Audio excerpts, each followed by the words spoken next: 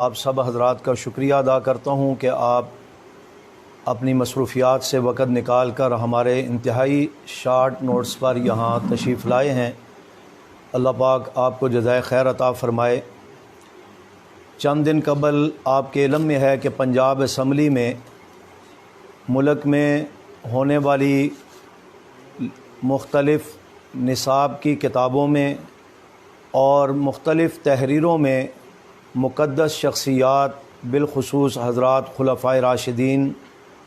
آپ صلی اللہ علیہ وسلم کی ذات گرامی اور اسی انداز میں امہات المؤمنین اور اہل بیت اطہار رضوان اللہ تعالی اجمعین کی توہین اور گستاخی کی جاتی ہے، جو کہ مسلمانوں کی دل آزاری کا سبب بھی بنتا ہے اور بد امنی اور فرقہ واریت کا سبب بھی بنتی ہے۔ اس سلسلے میں ایک عرصہ سے علماء کرام اور ہماری جماعت کی قیادت پاکستان میں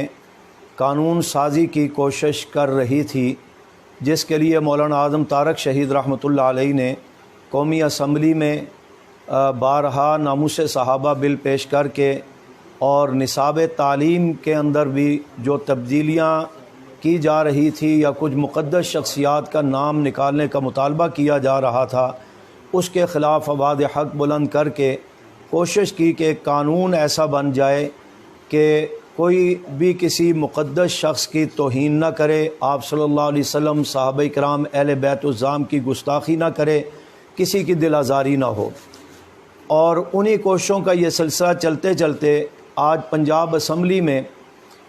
سپیکر جناب پرویز الہی صاحب اور اسی انداز میں خدیجہ عمر صاحب، حافظ عمار یاسر صاحب اور دیگر ارکان اپنی ایمانی اور دینی ذمہ داری سمجھتے ہوئے اس پر ایک بل انہوں نے پیش کیا اور انہوں نے کوشش کی کہ اس بل کے ذریعے ہم قانون سازی کریں اور اس گستاخی بے ادبی کی راہ کو روکا جا سکے۔ تو اس حوالے سے جہاں ان حضرات کی کوششیں ہیں ان کو ہم سراہتے ہیں کہ انہوں نے بڑا اچھا قدم اٹھایا ہے اور یہ امن و امان میں سنگ میل بھی ثابت ہو سکتا ہے اور فرقہ واریت کے خاتمے کے لیے بھی ایک اچھا قدم ہے، اور ان کے اس قدم کو ملک بھر کے مسلمانوں نے اور محب وطن پاکستانیوں نے سراہا ہے کہ اس انداز میں قانون سازی ہو جائے تاکہ کسی کو بھی کسی کی مقدس شخصیات پر تنقید کا موقع بھی نہ ہو اور اختیار بھی نہ دیا جائے، اور اگر کوئی ایسے گھنونے فعل کا ارتکاب کرتا ہے تو قانون کے مطابق اس کی سزا ہو، اس کو کوئی اپنے ہاتھ میں نہ لے سکے۔ تقریباً تمام سنجیدہ طبقات نے اس کی تائید بھی کی، اسے اچھا بھی سمجھا، ہم بھی اس کی تائید کرتے ہیں، اور جن حضرات نے اس کے لیے اسمبلی میں کوشش کی ہے ان کو بھی ہم خراج تحسین پیش کرتے ہیں۔ ساتھ ہی ساتھ آپ کے علم میں ہے کہ گزشتہ کل پاکستان ہی میں ایک طبقہ کے ذمہ دار نے پریس کانفرنس کرتے ہوئے اس بل کو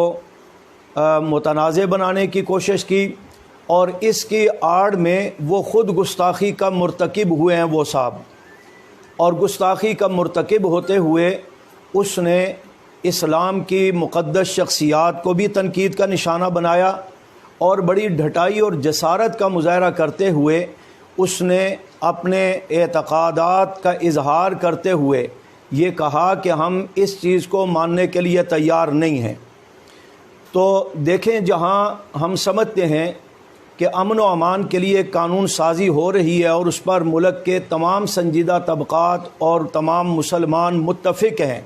کہ ایسا قانون ہونا چاہیے کہ گستاخی نہ ہو تاکہ بدامنی نہ پھیلے،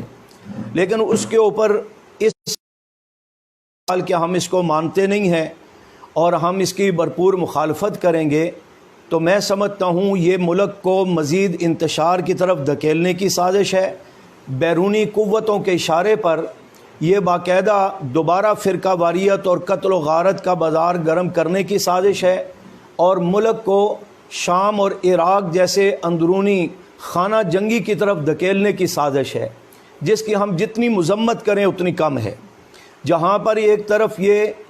مسلمانوں کی دل آزاری کی گئی اس پریس کانفرنس میں خلاف اسلام ریمارکس دے کر، وہاں پر پاکستان کے مقتدر اداروں نے جو ایک عرصہ سے اس محنت میں لگے ہوئے تھے کہ پاکستان میں شیعہ سنی فسادات کا خاتمہ ہو اور اس فسادات کے خاتمے کے ساتھ امن قائم ہو، ہمارا ملک اندرونی بیرونی سازشوں سے محفوظ ہو،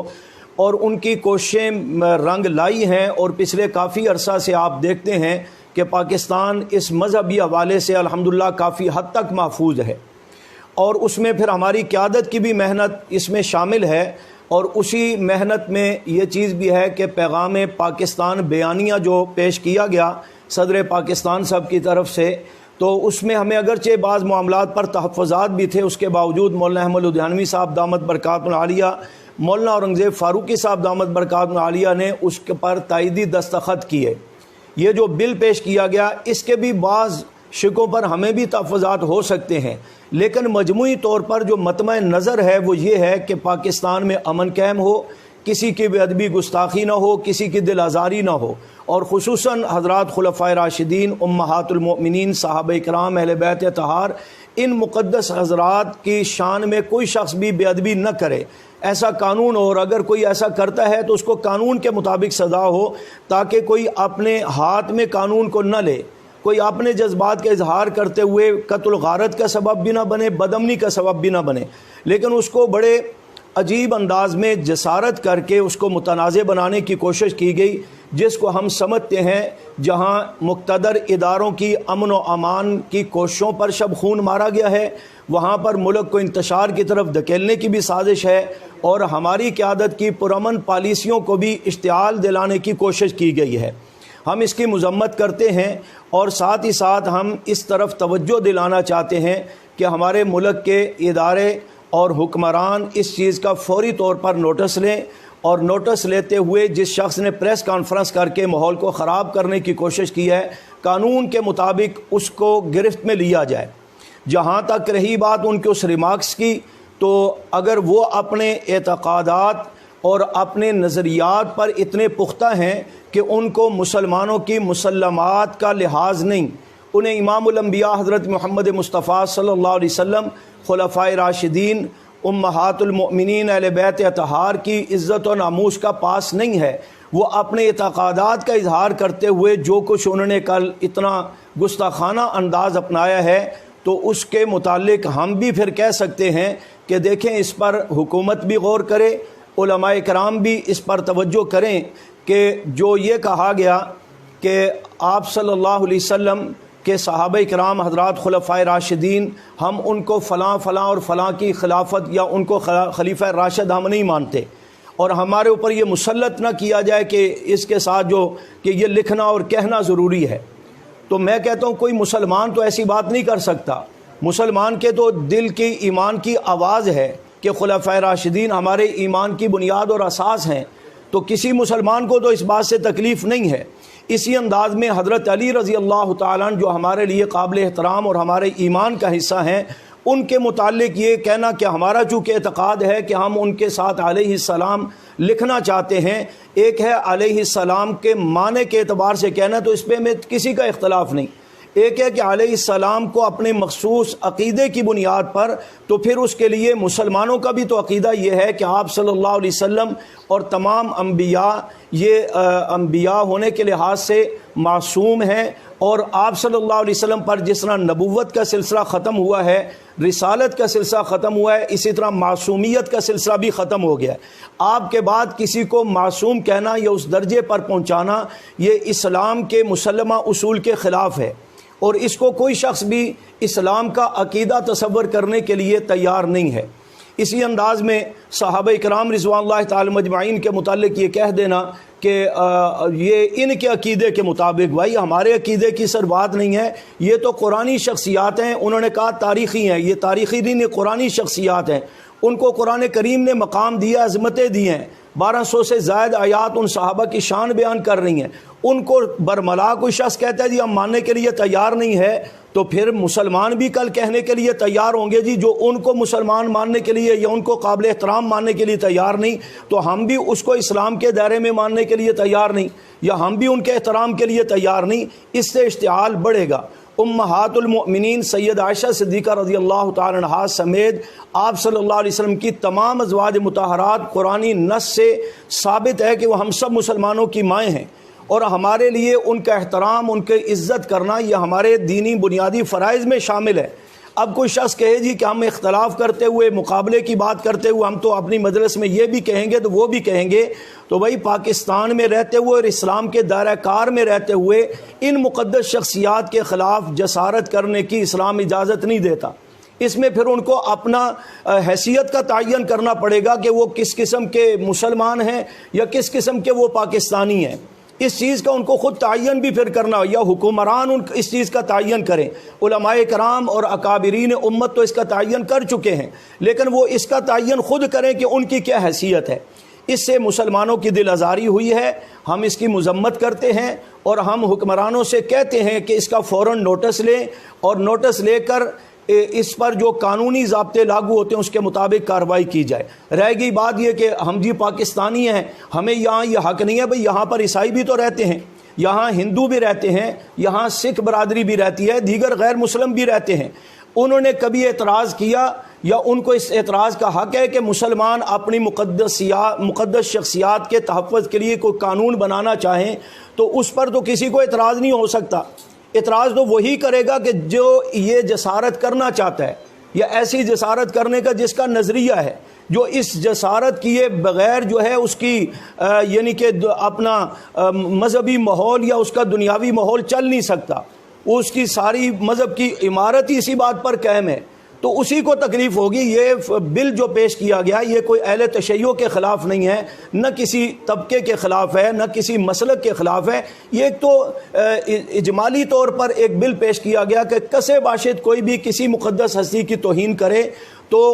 قانون کی گرفت ہوگی اور قانون اس کا نوٹس لے گا۔ اس پہ تو کسی کو اختلاف نہیں ہونا چاہیے۔ تو چیخنے چلانے سے پھر لگتا یہ ہے کہ آپ کا نظریہ بھی یہ ہے اور آپ ایسا کرنا چاہتے ہیں کہ ہمیں کھل مل جائے اور ہم جب چاہیں صحابہ کرام کو بھی تنقید کا نشانہ بنائیں، امہات المومنین کو بھی تنقید کا نشانہ بنائیں، اور آپ صلی اللہ علیہ وسلم کی ذات گرامی کو بھی ختم نبوت کا انکار کر کے مسئلہ امامت کو سامنے لا کر اس کا یعنی کہ تنقید کا نشانہ بنائیں، تو کھلی سی بات ہے بھائی ہم سب کچھ برداشت کر سکتے ہیں، لیکن ہم اسلام، آپ صلی اللہ علیہ وسلم، صحابہ کرام، اہل بیت الزام کے خلاف کوئی بات برداشت نہیں کر سکتے، اس پر کوئی کمپرومائز نہیں ہے۔ پھر انہوں نے کہا جی ہم بھی پاکستانی ہیں۔ بھئی پاکستانی ہے تو پاکستان کے ضابطوں اور آئین کے مطابق پاکستانی بن کر کے رہیں، انتشار کیوں پیدا کرتے ہیں، دھمکیاں کیوں دیتے ہیں کہ گورنر صاحب اگر آپ نے ایسا کیا تو ہم آپ کو کسی صورت ایسا نہیں کرنے دیں گے، ہم سر دھڑ کی قربانی۔ یہ کیا دھمکیاں ہیں؟ اور یہ دھمکیاں آپ کے علم میں بھی میں لانا چاہتا ہوں،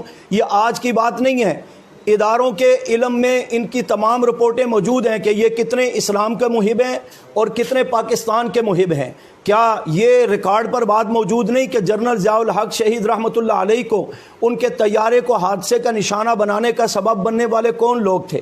آج اگر ماضی قریب کی بات کرتے ہیں تو گلبوشن ایران سے آتے ہوئے گرفتار ہوا، اس کے پشت پناہی پر کون تھا اور وہ پاکستان کے خلاف کیا کر رہا تھا؟ عزیر بلوچ جو گرفتار ہوا وہ بھی ایران سے آتے ہوئے گرفتار ہوا، وہ کیا پاکستان کی محبت میں سب کچھ کر رہے تھے یا پاکستان کے دفاع میں کر رہے تھے؟ آج گورنر صاحب سرور چودھری صاحب کو دھمکیاں دی جا رہی ہیں، یہ بھی کوئی نئی بات نہیں ہے۔ مینار پاکستان میں ریکارڈ میں بات موجود ہے، ساجد علی نقوی صاحب نے اس وقت کے صوبہ سرحد کے گورنر جناب میاں فضل حق صاحب کو قتل کی دھمکیاں دی تھی اور کہا تھا کہ ہم تجھے چھوڑیں گے نہیں، اور چند دن بعد ان کو اللہ کی طرف بھیج دیا گیا، انہیں شہید کر دیا گیا۔ اس مقدمات کی رویداد بھی چیک کی جائے کہ اس کے پیچھے کن لوگوں کا ہاتھ ہے۔ پاکستانی فورسز پر تافتان ایران کے بارڈر پر جو اکثر حملے ہوتے ہیں اور ہمارے فوجی جوان اور سرکاری نوجوانوں کو مارا جاتا ہے، وہ مارنے والا کون ہے؟ اگر آپ کہتے ہیں ہم محب وطن پاکستانی ہیں تو یہ دھمکیاں، اور سیالکوٹ کے اندر پاکستانی پرچم جلایا گیا، یہ بھی بات ریکارڈ پر موجود ہے۔ اسی انداز کے اندر پڑا چنار اور گلگت کے بعض علاقوں میں آغا کے گھر کے اوپر اور باقی بعض لوگوں کے گھروں کے اوپر ایرانی پرچم پاکستان کے ایریے میں لگے ہوئے ہیں۔ اداروں کو سوچنا چاہیے کہ جو بار بار مذہبی طبقات پر دباؤ ڈال کر انہیں فرقہ واریت انتہا پسندی کا تانا دے کر قانون بناتے رہے. ہم نے تو کبھی اختلاف نہیں کیا، اس لیے کہ نہ ہم بدامن ہیں، نہ ہم ملک دشمن ہیں، نہ ہم اسلام دشمن ہیں. ہم نے تو ان قوانین کو سراہا ہے. نیشنل ایکشن پلان بنا، دیگر قوانین بنائے گئے، مار ہم نے کھائی، ہمارے ذمہ داروں نے کھائی، ہمارے ساتھیوں پر علماء پر ظلم ہوا، تشدد ہوا. ہم نے پاکستان کے امن کے خاطر اف تک نہیں کی. لیکن آج جن کی وجہ سے انتشار بنتا ہے، بدامنی کا جو سبب بنتے ہیں، وہ برملا کہتے ہیں جی ہم حضرت معاویہ کو نہیں مانتے. تو ظالموں، اگر تم حضرت معاویہ صحابی رسول جس کی شان قرآن پاک میں موجود ہے، اگر تم اسے صحابی رسول ماننے کے لیے، اس کے احترام کے لیے تیار نہیں، تو ہمیں بھی کالے کتے نے نہیں کاٹا ہے کہ ہم جناب تمہارا احترام کریں یا تمہارے مذہبیت کا لحاظ کریں. ہم بھی اپنے عقیدے کے مطابق، اسلام کی ہدایات کے مطابق اپنے نظریے کا اظہار کرنے کا حق رکھتے ہیں، اور پاکستانی آئین کے مطابق ہم بھی اپنے خیالات کے اظہار کا حق رکھتے ہیں. اس لیے حکمرانوں سے بھی ہم کہتے ہیں اور اداروں سے بھی ہماری درخواست ہے کہ اس کا سنجیدگی کے ساتھ نوٹس لیا جائے. یہ مستقبل میں مذہبی خانہ جنگی اور آپس میں انتشار کا سبب بھی بن سکتا ہے، اور پاکستان کو غیر محفوظ کرنے کا سبب بھی بن سکتا ہے، جس کی کسی صورت بھی حوصلہ افزائی نہیں کی جا سکتی، بلکہ مذمت کی ہے. اور تمام اہل سنت مسلمانوں کے جتنے طبقات ہیں، آپ سوشل میڈیا پر دیکھ رہے ہیں، سب کی طرف سے یہ مذمتیں آ رہی ہیں. اور ہم جب تک اس کا حکمران نوٹس نہیں لیتے، اس گستاخی کا اور اس پریس کانفرنس کر کے جو دھمکیاں دی گئی ہیں، اس وقت تک ہم خاموشی سے بیٹھنے کے لیے تیار نہیں. ہم اپنی قیادت سے درخواست کرتے ہیں، قائد محترم مولانا احمد لدھیانوی صاحب دامت برکاتہ العالیہ، آپ نے ہمیں اپنی مٹھی میں لے کر کے ان تمام ماحول کو برداشت کرنے کے لیے پاکستان کے یعنی کہ پاکستان کے مفاد میں آپ نے ہمیں اپنی مٹھی میں لے کر کے ہمیں کنٹرول کیا ہوا ہے، اور ہم بھی اپنے ایمانی جذبات کو کنٹرول میں رکھے ہوئے ہیں. اس کا یہ مطلب قطعاً نہیں ہے کہ آپ صلی اللہ علیہ وسلم کی ناموس غیر محفوظ ہو. صحابہ کو اعلانیہ کہا جائے ہم نہیں مانتے، خلفائے راشدین کے لیے کہا جائے جی ہم نہیں مانتے، تو ہم بھی خاموش بیٹھے رہیں گے اور آپ کی مٹھی میں رہیں گے؟ نہیں. تکیے کی چادر یہ ان کا مذہب تھا، انہوں نے جب اس چادر کو اتار دیا ہے تو ہمارے مذہب میں تو یہ ویسے ہی نہیں. ہمیں اپنے ایمانی ذمہ داری کا بھی اظہار کرنا ہے، اور جو حکمرانوں سے ہم نے یہ طے کیا کہ ہماری طرف سے کوئی بھی بد امنی کا نہ پہلے کو معاملہ آیا ہے نہ اب آئے گا، اس کے معاملے میں اداروں کو اور حکمرانوں کو آپ نے مطلع کرنا ہے، انہیں باور کرانا ہے کہ ہماری قوم پرامن ہے اور ہمیں جان بوجھ کر اشتعال دلایا جا رہا ہے. لہٰذا اس کا نوٹس لیا جائے. اس پر جو بھی قائد محترم ہمیں حکم دیں گے، ہم ناموس رسالت، ناموس صحابہ اہل بیت کے تحفظ کے لیے ہر قسم کی قربانی دینے کو بھی تیار ہیں. اور اس بل کے کو قانون سازی کی شکل میں جو تحفظ بنیاد اسلام کے نام سے پیش کیا گیا، اس کی بعض شکوں پر جس کو کی اصلاح کی ضرورت ہے، اس کے ساتھ ساتھ اس کے نفاذ کے لیے اور ایسی قانون سازی کے ہر قدم کی ہم نے تائید کی ہے اور تائید کرتے ہیں. والسلام. میرے ساتھ مولانا عبدالرزاق حیدری صاحب ہماری جماعت کے ذمہ دار، حافظ نصیر احمد صاحب، مولانا عبدالرحمن معاویہ صاحب، اسی انداز میں قاری نثار احمد صاحب رائے حق پارٹی سے، اور دیگر ذمہ دار بھی موجود ہیں. آپ حضرات تشریف لائے. ایک بار پھر آپ کا شکریہ. کوئی بات آپ پوچھنا چاہتے ہیں تو میں عرض کروں گا انشاءاللہ.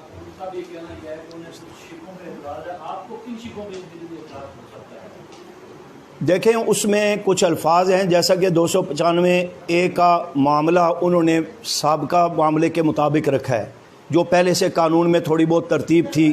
اس کے مطابق رکھا ہے. بھی جیسے وہ قانون ہے اسی کے مطابق اس کو ہم آگے لے کر چلیں گے. ہمارا مطالبہ یہ تھا کہ یہ جو 5 سال چلو سزا بنائی بھی ہے، یہ اگرچہ کم ہے، اس سزا کو جو ہے وہ سب پر لاگو ہونا چاہیے. ایک انہوں نے تو یہ کہا ہے نا کہ جی جو رضی اللہ تعالیٰ عنہ نہیں لکھے گا، امہات المومنین نہیں لکھے گا، خلیفہ راشد نہیں لکھے گا، اس کو یہ سزا ہوگی. ہم کہتے ہیں جو بے ادبی کرے، گستاخی کرے، اس کے لیے 295A کی جو سزا ہے وہ کم ہے، اس کو بڑھایا جائے. اور پھر اس چیز کا بھی خیال رکھا جائے کہ کل دیکھیں قرآن پاک ہے، اس کی کوئی تفسیر لکھتا ہے تو قرآن پاک پر باطل مذاہب پر تنقید تو موجود ہے. آپ اس شک کو بھی اسی کھادے میں اگر لے جائیں گے تو یہ تو خود مسلمانوں کے خلاف ہوگا. پھر اللہ کی وحدانیت ہے، جہاں آپ صلی اللہ علیہ وسلم، صحابہ اہل بیت اور ان مقدس شخصیات کی ناموس کا تحفظ ضروری ہے، وہاں سب سے پہلے اللہ کی ذات ہے. کہ اللہ تبارک و تعالیٰ کی ذات کے خلاف بھی کوئی اگر حضرات سرائی کرتا ہے، بے ادبی کرتا ہے، تو اس کو بھی قانون کی گرفت میں آنا چاہیے۔ تو اس میں یعنی کہ الفاظ اور ترتیب کی بہتری کی ضرورت ہے۔ باقی جو ان کا مطمع نظر ہے گستاخی کو روکنا اور ادب و احترام کو یقینی بنانا، اس پر ہم تائید کرتے ہیں اس بل کی۔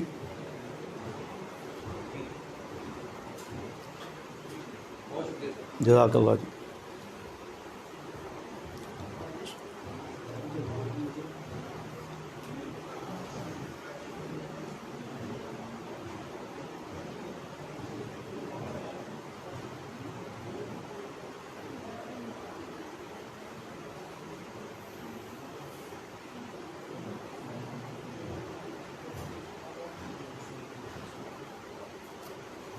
جی